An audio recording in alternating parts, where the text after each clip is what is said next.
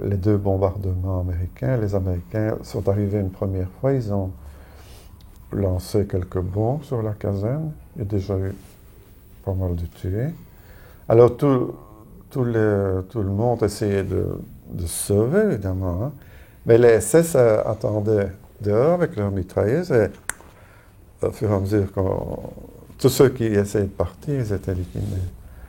Alors le lendemain, les Américains ont recommencé un bombardement, c'était atroce. Moi j'étais en plein dans les bombes.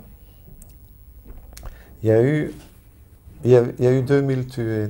Il y avait donc, quand les Américains sont arrivés 8 jours après, il y avait des corps, mais partout. Ce camp, ce n'était que des corps de gens qui avaient été tués par les bombes. C'était horrible. Alors des morceaux de jambes, effrayant. Et moi j'ai eu une chance extraordinaire. J'ai eu une bombe qui est arrivée vraiment en plein sur le garage où j'étais.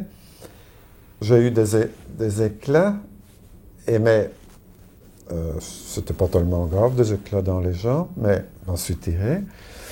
Et alors, pendant 6-7 jours, on est resté comme ça entre la ligne allemande et la ligne américaine, parce que les Allemands se défendaient encore.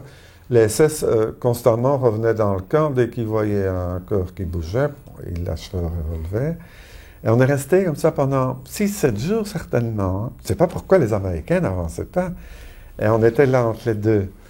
C'était horrible parce ce camp, tout avait flambé, il y avait des corps partout. Et puis au bout de 6-7 jours, j'étais aussi avec un grand-ducal qui s'était fabriqué des béquilles pour essayer de bouger. Et un beau jour, ce grand-ducal, il avait réussi à sortir du camp avec ses béquilles. Et tout d'un coup, le voilà qui revient et il me fait signe, il avait un paquet de cigarettes américaines.